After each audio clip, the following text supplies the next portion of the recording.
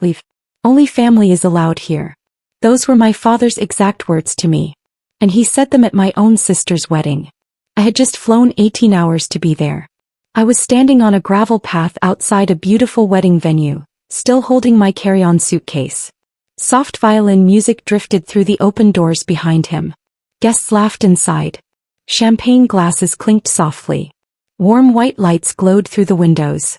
And my father stood in the doorway like I was a stranger. My mother stood 2 steps behind him.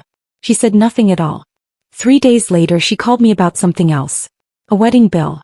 $38,000. And somehow my name was on it. That phone call changed everything. My name is Victoria Bennett. I am 34 years old. I live in London and I work in compliance consulting. My job is simple to explain. I read contracts for a living. I look for missing details. I look for hidden risks. I look for the small lies that people hope nobody will ever notice. My family forgot exactly what I do for a living. And they made one very big mistake. They thought I wouldn't notice what they had done. Growing up in the Bennett house always felt uneven, like the floor was tilted just slightly in one direction. There were 2 versions of childhood happening under the same roof. There was Lauren's version. My younger sister got birthday parties. She got praise. He got attention. She got support always without asking for it. When she turned 16, our father bought her a used Honda Civic. He parked it in the driveway with a giant red bow tied around it. He called her my little star in front of everyone who would listen. Then there was my version. I filled out my own college applications alone at the public library, because nobody ever reminded me when the deadlines were coming. I worked tutoring jobs after school just to save enough money. Nobody helped me pack. Nobody drove me to college on my first day. I learned early, very early, that if I wanted something done, I had to do it myself. My father, Richard Bennett, owned a small building supply store in Charlotte. He talked about that store like it was some kind of empire. In reality, it was a small building with a leaking roof and a handful of workers who never seemed to stay very long. My mother, Evelyn, spent most of her life agreeing with whatever my father said. Keeping the peace in our house usually meant pushing every problem in my direction because I was always the easier child to disappoint. Lauren was different. She was pretty, funny, and effortlessly charming. She truly believed the world would always make space for her. And most of the time it did. I left home at 18 with a partial scholarship and money I had saved myself, dollar by dollar. Years later I moved to London for work. I built an entire life there from nothing. A small flat in Canary Wharf. Quiet mornings with tea and silence. Long working days. A space that belonged completely only to me. I like to say I didn't leave home. Home left me first. Then one Tuesday afternoon in September, a wedding invitation arrived in my mailbox. It was a heavy cream envelope with gold lettering, printed on expensive paper. Someone had spent real money on it. Inside was an invitation to the wedding of Lauren Bennett and Nathan Brooks, to be held at the Blackwood Manor in Charlotte. I searched the venue online out of curiosity. Crystal chandeliers. Perfect gardens. A massive ballroom. A place that cost more money than my parents usually spent in years. That detail confused me right away. But what really stopped me was a handwritten note tucked inside the envelope. It wouldn't be complete without you. Please come. L. I stared at those words for a long time. For 7 years, my family had barely contacted me unless they needed something. Birthdays were quick, empty texts. Christmas was sometimes a group message sent to everyone at once. But now suddenly Lauren wanted me there. Or at least that's what I believed. So I booked the flight. London to Charlotte. 18 hours. A ridiculous amount of money for an economy seat in December. I told myself I wasn't going because everything was forgiven. I told myself I was going because part of me still hoped things could be different. My closest friend from college, Chloe Parker, texted me the moment I told her. "You're actually going?" I should have listened more carefully to the way she asked that question. When I landed in Charlotte, everything felt familiar and strange at the same time. The southern accents. The humid winter air. The smell of airport coffee and fast food. I picked up my rental car and drove straight to a hotel near the university. I had stopped staying with my parents years ago. Nobody ever questioned that anymore. I unpacked slowly that first night, hanging the navy dress in the small hotel closet, smoothing it with my hands like it might wrinkle just from sitting there. I kept telling myself this trip was simple. Fly in, attend the wedding, smile for a few photos, fly home. I didn't need anything complicated to happen. I just needed one afternoon where my family treated me like I belonged. That night I called Lauren. "Hey," she answered quickly. "You made it. Anything I should know about tomorrow?" I asked. "Just be there by 2. Ceremony starts at 3. Her voice sounded clipped and nervous, like someone standing in a crowded room, trying very hard not to say too much. "I have to go," she said suddenly. "Wedding stuff." Then she hung up. I called my mother next. The very first thing she said was, "Oh, you actually came." Not, "I'm happy you're here." Not, "I missed you." Just surprised that I had shown up at all. I sat on the edge of my hotel bed after that call ended and stared at the wall for a long time. Something felt wrong. I just couldn't name it yet. The next afternoon I dressed carefully. A navy dress. Pearl earrings. Low heels. Simple and elegant. The Blackwood Manor looked exactly as beautiful as it had online. White lights wrapped around every tree. Music floated softly through the air. Guests stood near the fountains, laughing together in small groups. For one tiny second I let myself believe things had really changed. Then I saw my father standing outside the entrance. He wasn't greeting guests. He was waiting for me. "Victoria," he said as I walked closer, my suitcase rolling behind me on the gravel. "You need to leave." I stopped walking. "Excuse me. Only family is allowed." I held up the invitation, my hand trembling slightly. "I was invited." "That was a mistake," he said, his voice completely flat. "You shouldn't have come." Through the glass doors behind him, I could see Lauren in her wedding dress, laughing with her bridesmaids. My mother stood nearby, close enough to hear every word. She didn't step outside. She didn't defend me. She didn't move at all. "Dad," I whispered. "Don't do this. The guests are inside." "Walk away," he snapped. I looked at him for a long moment, searching his face for something, anything that looked like regret.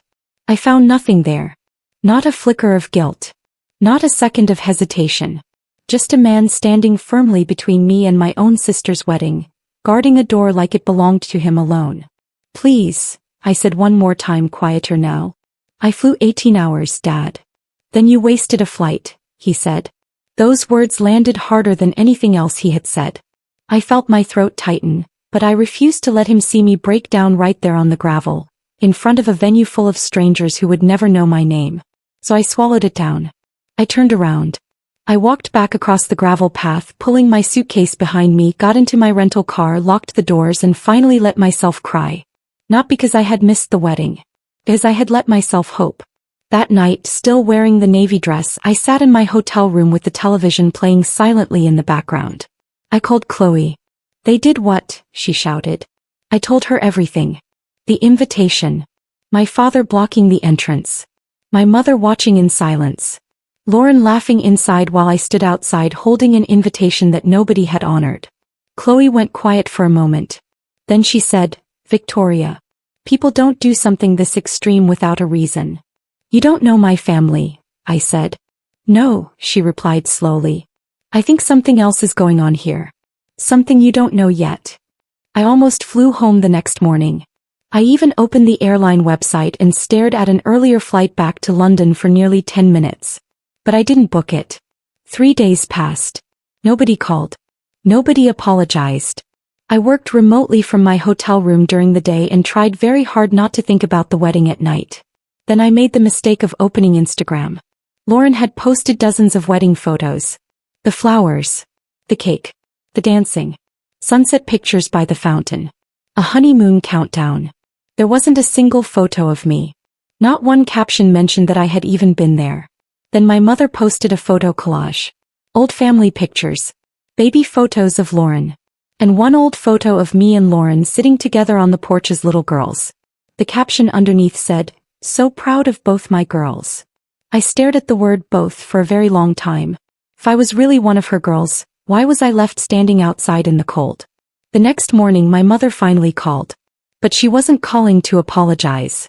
"We need to discuss the bill," she said, her voice cold and businesslike. "What bill?" "The venue. It's $38,000. I frowned, confused. "Hey, how are you planning to pay it?" The room suddenly felt colder. Why would I pay for Lauren's wedding? I asked. You signed the contract, she said. My heart stopped completely. What? You're the guarantor, she said like it was obvious. Then my father grabbed the phone from her. Don't play dumb, Victoria. Your name is on the paperwork. I stood up slowly, my legs suddenly unsteady. I never signed anything. Then who did? He snapped. I don't know, I said carefully. But it wasn't me. He hung up on me. I sat frozen on the edge of the hotel bed for a long time. Then something inside me shifted. I stopped feeling hurt and I started paying attention. I called the Blackwood Manor immediately. A woman named Melissa answered the phone. I explained everything to her, calmly and clearly. My name is Victoria Bennett, I said.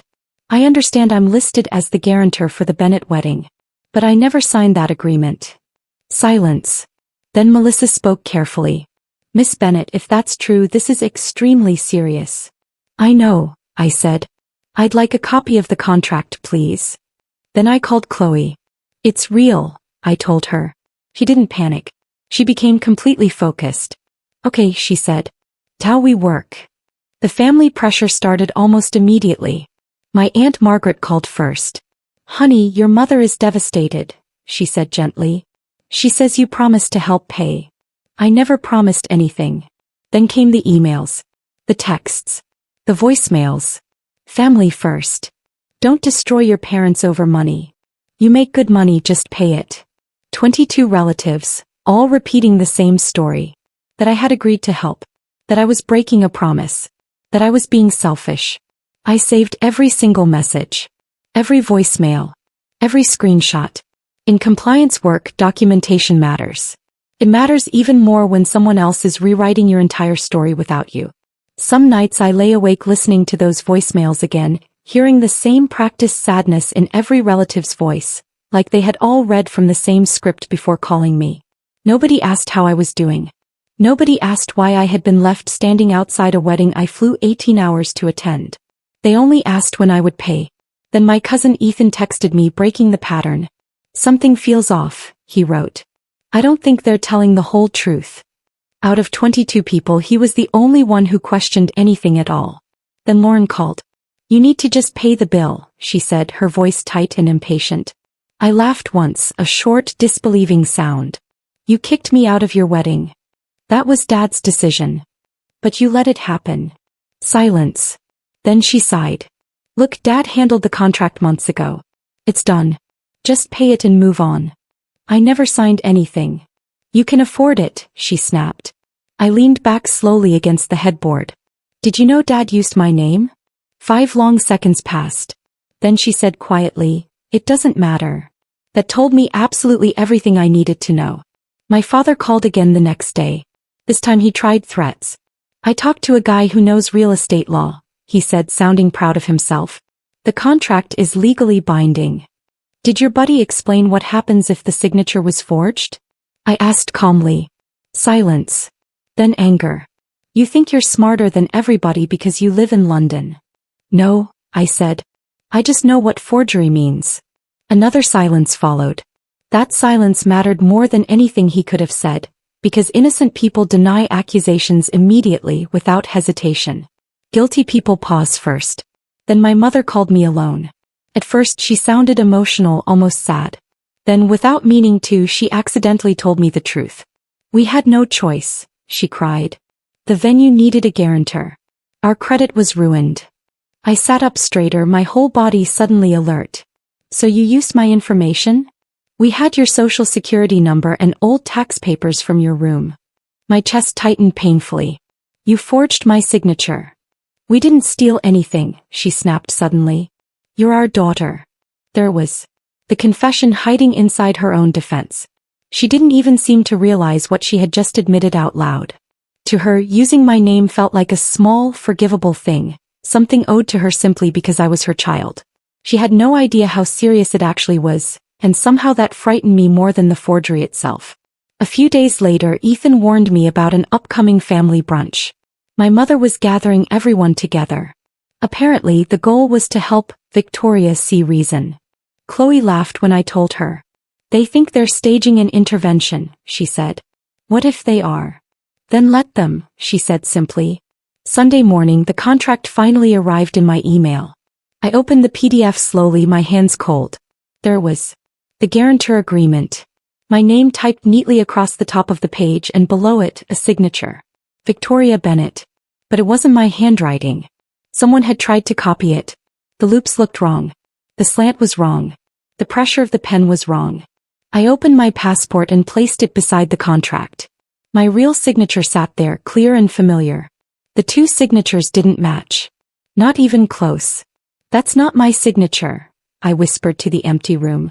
Chloe came to my hotel that same afternoon. We sat together at the small desk, reviewing everything line by line. That's textbook forgery, she said. I wrote a formal letter to the venue's legal department. I explained everything clearly. I attached a copy of my real signature from my passport. I requested a full investigation. Chloe added one final sentence to the letter. Please preserve the original document for forensic analysis. Then we waited. A day later the venue replied. They were officially investigating the signature, and they had suspended all collection efforts against me immediately. Chloe smiled when she read the email over my shoulder. They already believe you. Then Melissa, the event coordinator, sent me another message privately. She remembered exactly who had dropped off the contract in person. An older gentleman, she wrote. He signed the paperwork himself at the front desk. My father.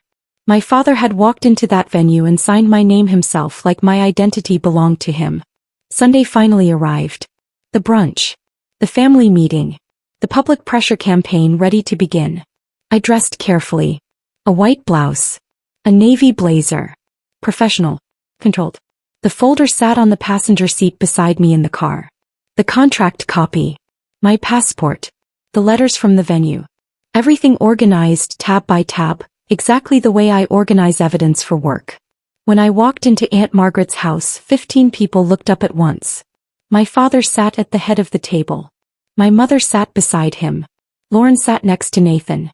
There wasn't even a chair set out for me. Ethan quietly stood up and brought one in from the kitchen without a word. Then my father began speaking. We're here because Victoria made a commitment and she refuses to honor it. My mother dabbed at fake tears with a napkin. We didn't want this to become public. Lauren looked down at her plate sadly. I just wanted my sister at my wedding. The performance was impressive. Everyone around the table started speaking at once. Victoria, just do the right thing. Your parents could lose their home. You make enough money. Nobody, not one single person, asked if the story was even true. They simply accepted it. But then I noticed Nathan. He looked confused. What contract? He whispered to Lauren. She replied quietly, I'll explain later. That was interesting. He didn't know anything. My father finally looked at me, confident and calm. She can't defend herself because she knows she signed it. That's when I stood up. The whole room went silent. I placed the contract in the center of the table. This is the guarantor agreement everyone keeps talking about, I said. Then I placed my passport beside it. And this is my real signature. People leaned forward slowly. Aunt Margaret picked up the papers first. Then Uncle Samuel. Then even Cousin Olivia finally looked up from her phone. The difference was obvious to everyone. These signatures don't match, I said calmly. The Blackwood Manor is officially investigating forgery. I placed the legal letter beside the contract. My father's face turned gray. That's ridiculous, he said weakly. You probably signed it electronically. No, I said. The venue coordinator confirmed that an older gentleman signed the paperwork in person. Silence filled the room. A heavy, terrible silence. Then Aunt Margaret slowly turned to look at my father. Richard, did you forge her signature? He opened his mouth. He closed it again. Finally, he whispered, we had no choice. Uncle Samuel stood up immediately. You committed fraud? My mother started crying, really crying this time. We were desperate. Then Nathan turned to Lauren. You knew. She grabbed his arm. Nathan, it was complicated. You knew your father forged your sister's name, he said. It's a crime. The room exploded into noise. Questions, arguments, shock, anger all at once. Aunt Margaret kept repeating, Richard, how could you do this to her? While Uncle Samuel paced behind his chair, running a hand over his face. My mother reached toward my father's arm, but he pulled it away. Lauren sat frozen, her fork still resting in her hand, untouched food in front of her. Nathan stared at his own plate like he couldn't bring himself to look at anyone at the table. And through all of it I stayed calm. I stood there quietly until I finally raised one hand. Silence returned. "I'm not pressing charges," I said. Everyone stared at me, stunned into silence again, but for a different reason this time. "But I want everyone here to understand 3 things." I held up one finger. "I never signed that contract." Second finger. "I flew 18 hours for Lauren's wedding and was thrown out, because my father was afraid I'd discover the truth." Third finger. "I will not carry debts that were never mine."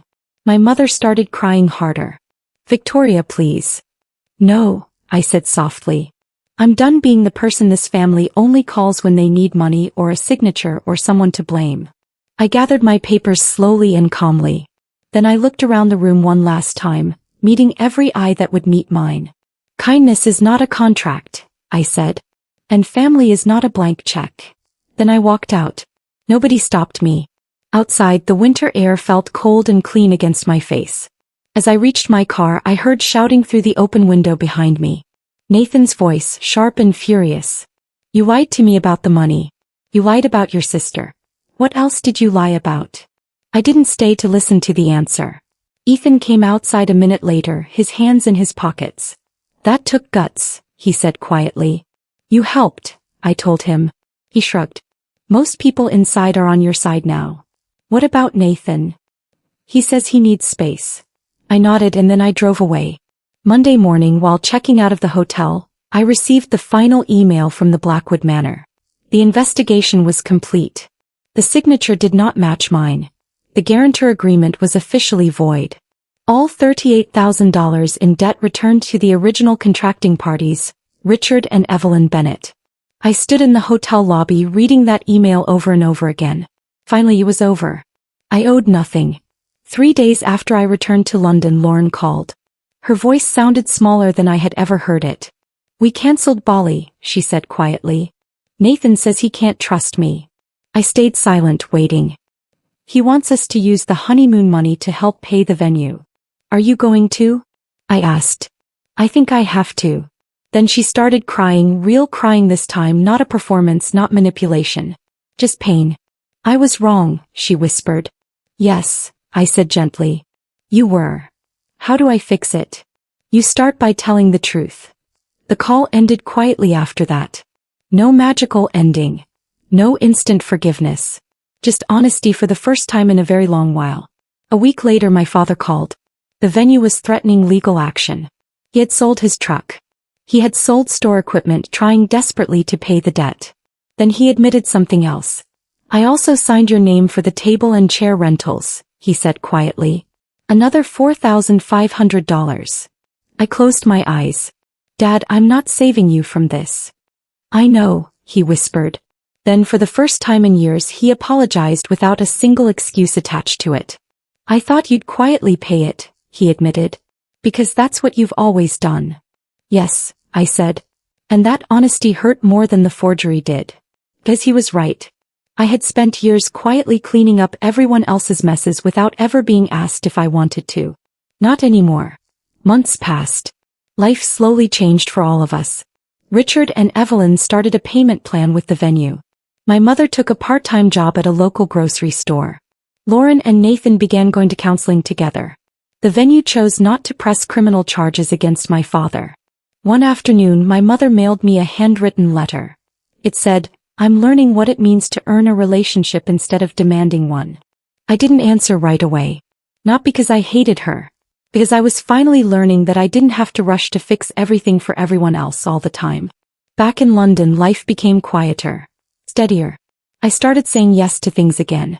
Dinner invitations. Weekend trips. Long conversations with people who actually cared about me without conditions attached. For years I had confused independence with isolation. I thought strength meant needing nobody at all. But Chloe taught me something different over cups of tea in my small kitchen. Sometimes strength means letting good people stay close. Months later I finally called Lauren again. The conversation was simple this time. "How's work?" she asked. "Busy." "How's Nathan?" We're working on things, she said quietly. Then she paused. I'm glad you called. And this time I believed her. Not because everything was fixed between us, but because for once, there was no hidden agenda underneath her words. No request. No manipulation. Just honesty. Now it's spring in London. I still think about that wedding sometimes. The gravel path under my feet. The violin music drifting through the open doors. My father telling me that only family was allowed inside. In a strange way he was right. The problem was that he had forgotten what family actually means. Family isn't a performance for guests to admire. It isn't fake wealth borrowed to impress strangers. It isn't using someone else's name like it belongs to you. Family is a choice. It's not blood alone, and it's certainly not a signature copied onto a piece of paper without permission. It's Chloe bringing coffee to my hotel room when I almost gave up and went home. It's Ethan sending me screenshots because he knew the truth mattered more than keeping the peace. It's Lauren finally speaking honestly, after years of pretending everything was fine. It's the quiet, steady people who show up without asking anything in return, the ones who never once made me feel like a burden simply for existing. I think about that gravel path often, and every time I do I feel a little less pain than the time before. That's how healing seems to work. Not all at once, but slowly, one honest conversation at a time. I still keep my passport on the shelf beside my desk. My signature is inside it. Cling. Certain. My name is Victoria Bennett. I live alone in a small flat beside the river. I read contracts for a living. And I finally understand something important. Saying no to what hurts you is also saying yes to yourself. Nobody signs my name but me. And now finally that's enough. That's my story. And if it connected with you, thank you for staying until the end. Maybe you've had to set boundaries with family too. Maybe you've been the person everyone only calls when they need help. Or maybe your story is completely different. Whatever it is, remember this. Your kindness should never cost your identity. And your name belongs to you.